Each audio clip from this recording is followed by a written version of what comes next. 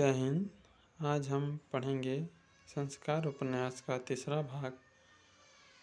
ये संस्कार उपन्यास के दूसरे अध्याय का प्रारंभ होता है। छाछ रखे जाने वाले आले में तिलचट्टे, अनाज की कोठी में घुस, बीच के कमरे में बंधी डोरी और उस पर सुखाने को डाले धुले कपड़े, आंगन में चटाई पर सूखने के लिए रखे गए पापड़, मिर्च और पिछवाड़े में तुलसी। अग्रहार के हर घर में इसी तरह की चीज़ें हैं। अतिरिक्त कुछ है तो वे हैं पिछले आंगन में उगाए गए फूलों के पौधे। भीमाचार्य जी के आंगन में पारिजात का पौधा है।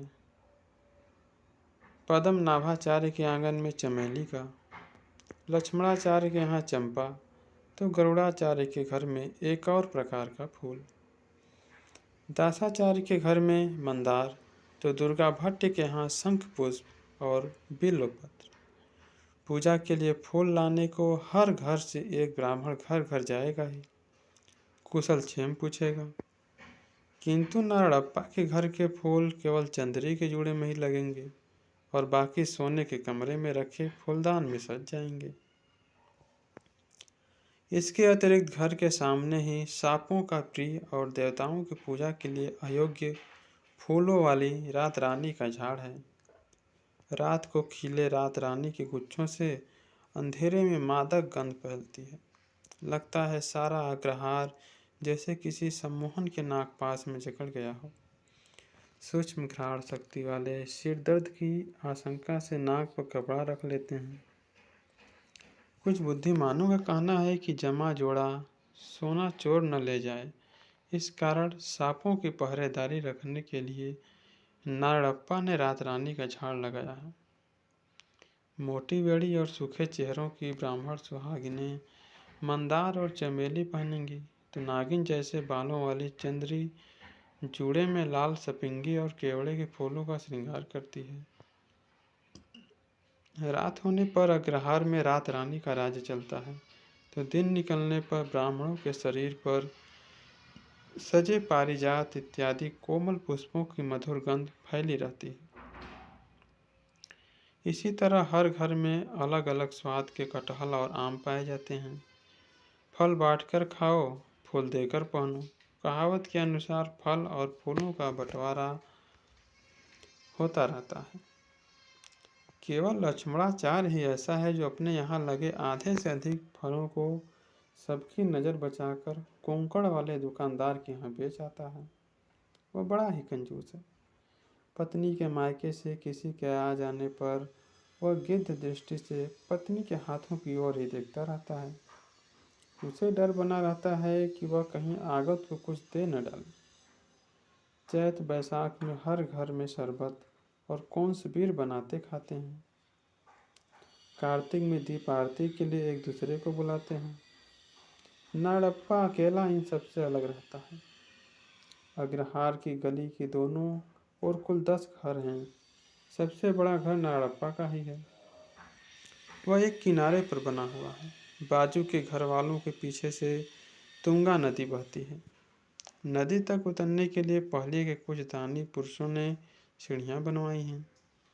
श्रावण में तुंगा में बाढ़ आती है तो लगता है कि नदी अग्रहार में घुस आएगी, किंतु 3-4 दिन तक अपना जोश खरोश और गहरे भंवर दिखलाकर बच्चों की खुशी का कारण बनती, फिर उतर जाती है।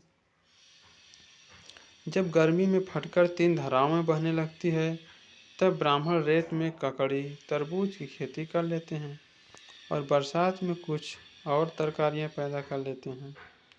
वर्ष भर यह हरी भरी ककड़ियाँ केलों के पत्तों में लिपटी छत से लटकती रहती हैं। वर्षा काल में उन्हीं से बनाई गई साग भाजी, सांभर, चटनी और उसके बीजों से बने रसम का भी उपयोग करते हैं। गर्भवती स्त्रियों की तरह से ये ब्राह्मण सांभर की खट्टी चटनी के लिए लालायित रहते हैं। 12 महीनों व्रत, शादी ब्याह, यज्ञोपवीत, श्राद्ध, बरसियाँ, कुछ न कुछ चलता ही रहता है।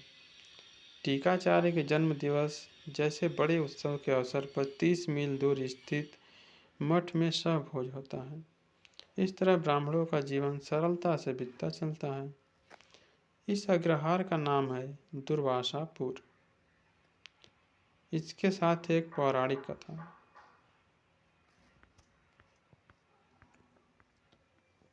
इसके साथ एक पौराणिक कथा जुड़ी हुई है। तुंगा नदी के बीचों बीच एक छोटे से द्वीप में वृक्षों से लदी एक छोटी पहाड़ी है। कहा जाता है कि दुर्वासा वहां तपस्या करते थे। द्वापर युग में एक विशेष घटना हुई। यहाँ से 10 मील की दूरी पर स्थित कैम्बर नाम की जगह पर थोड़े समय तक वनवास के दिनों में पांडव रुके थे।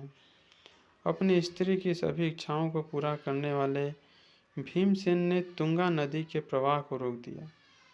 इधर स्नान और संध्या बंदन आदि के लिए सुबह दुर्वासा नदी पर आ गए तो देखते क्या हैं कि नदी में पानी ही नहीं है। वे कुपित हो गए। धर्मराज युधिष्ठिर को अपने दिव्य दृष्टि से इसका पता चल गया। उन्होंने भीमसेन को समझाया।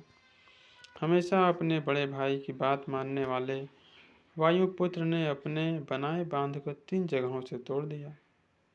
अभी तक कैमर में नदी बांध से निकलकर 3 धाराओं में बहती है। दुर्वासापुर के ब्राह्मण अड़ोस पड़ोस के अग्रहारों में रहने वाले ब्राह्मणों को सुनाते हैं कि द्वादशी के दिन प्रातः काल पुण्यात्माओं को दुर्वासा वन से अभी भी संग ध्वनि सुनाई देती है। किंतु दुर्वासापुर के ब्राह्मणों ने यह संग ध्वनि कभी स्वयं सुनी हो, ऐसा कहकर वे कभी डींग नहीं हाँकते।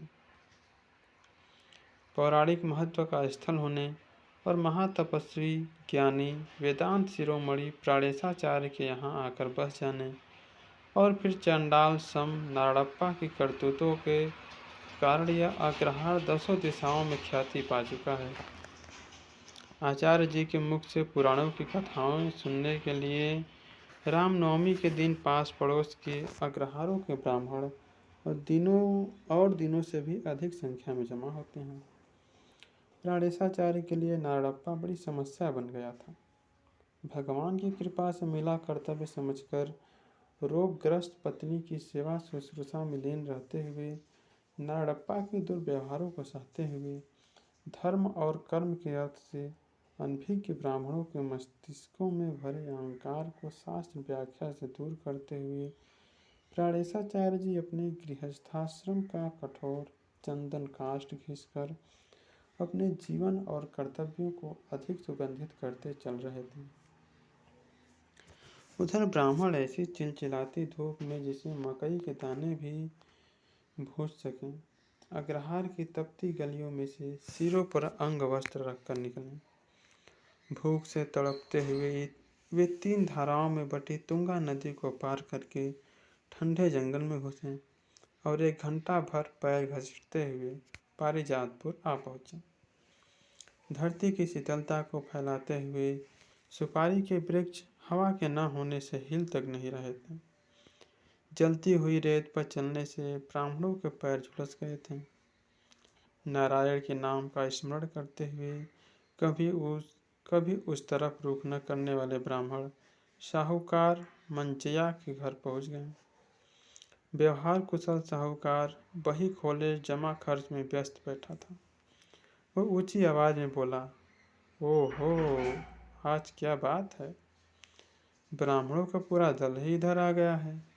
ओहो, आइए आइए बैठिए, थकान दूर कर लीजिए, पैर धो लीजिए।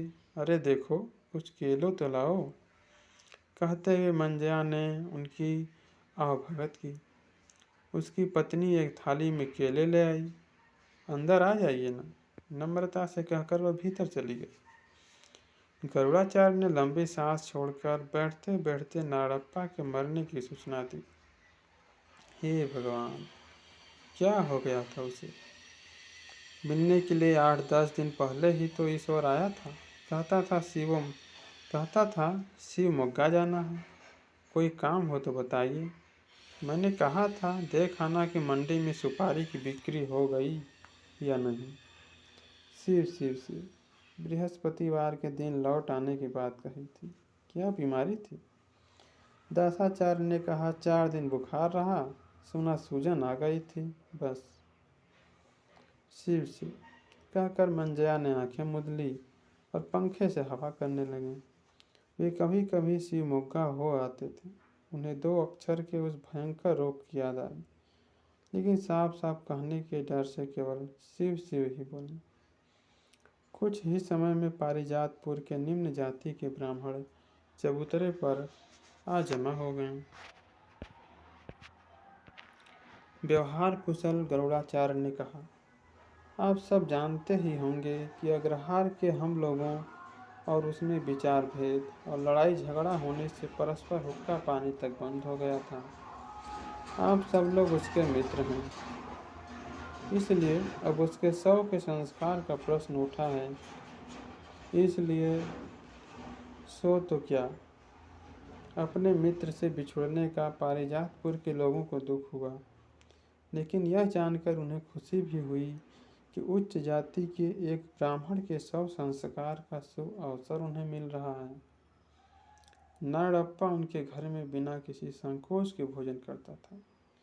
यही उन लोगों के स्नेह का प्रमुख कारण था। पारिजातपुर के ब्राह्मणों के पुरोहित शंकरैया ने कहा, कहते हैं कि ब्राह्मण धर्म के अनुसार सांप भी द्विज हैं, अर्थात सांप का शव दिखाई देने पर उसका भी यथोचित संस्कार करना चाहिए, नहीं तो भोजन नहीं किया जा सकता। कुछ ऐसा ही विधान है। ऐसी परिस्थिति में जब एक ब्राह्मण की मृत्यु हो गई है तो हम लोगों के लिए हाथ पर हाथ धरकर बैठना उचित नहीं। क्यों, आपका क्या कहना है? हम भी शास्त्र जानते हैं, किसी से कम नहीं है। माधवों का गर्व हरण करने के लिए ही उन्होंने यह सब कुछ कहा। सुनकर दुर्गा भट्ट को बड़ी चिंता हुई। यह भोला ब्राह्मण है, जल्दी में कुछ कहकर स्मार्तों की कीर्ति नष्ट करना ठीक नहीं। यह सोचकर कुछ व्यंग्य से कहा, ठीक है, मान लेते हैं। प्राणेशाचार्य जी का भी यही कहना है, लेकिन असमंजस की जो स्थिति खड़ी हुई है वह यह है कि मद्य और मांस का सेवन करने और शालिग्राम को पानी में फेंक देने वाला नारायणप्पा ब्राह्मण था या नहीं। कहिए, कौन जाति भ्रष्ट होने के लिए तैयार होगा? लेकिन ब्राह्मण के शव को न उठाना भी अधर्म है, इसे भी मैं पूरी तरह मानता हूँ। शंकरैया भयभीत हो उठे। पहले ही उन्हें निम्न जाति का माना जाता है। इस कृत्य से वे अपनी कीर्ति पर और लांछन नहीं लगाना चाहते थे। बोले, ऐसा है तो हम जल्दी में कुछ नहीं करेंगे। आपके यहाँ बल्कि पूरे दक्षिण में प्रसिद्ध प्राणेशाचार्य तो हैं ही। उन्हें आप धर्म आदि का मनन करके अपना निर्णय देने दीजिए। हम नारायणप्पा का दाह संस्कार और बाकी क्रियाएं करने को तैयार हैं। मंजैया ने कंजूस माधवों को चिढ़ाने के लिए कहा, खर्च के बारे में आप चिंता न करें, वह मेरा मित्र था, मैं स्वयं दान आदि करवाऊंगा।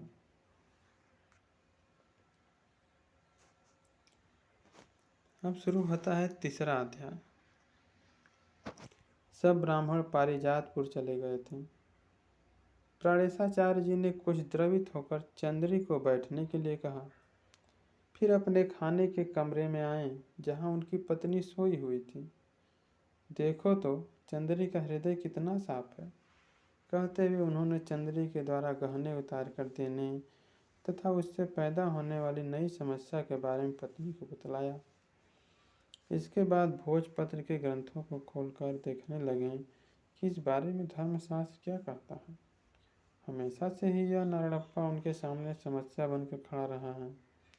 उन्हें भी जिद थी कि देखें, अग्रहार में अंतिम विजय उनके सनातन धर्म और उनकी तपस्या की होती है या नारायणप्पा के राक्षसी स्वभाव की। जाने शनि की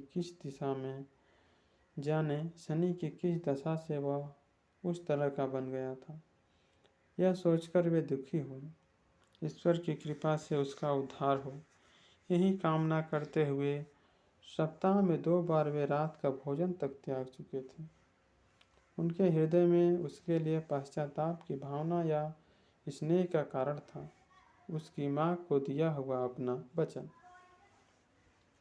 तुम्हारे पुत्र की रक्षा करूंगा। उसे सन्मार्ग पर लाऊंगा। मरणासन्न बुढ़िया को यह वचन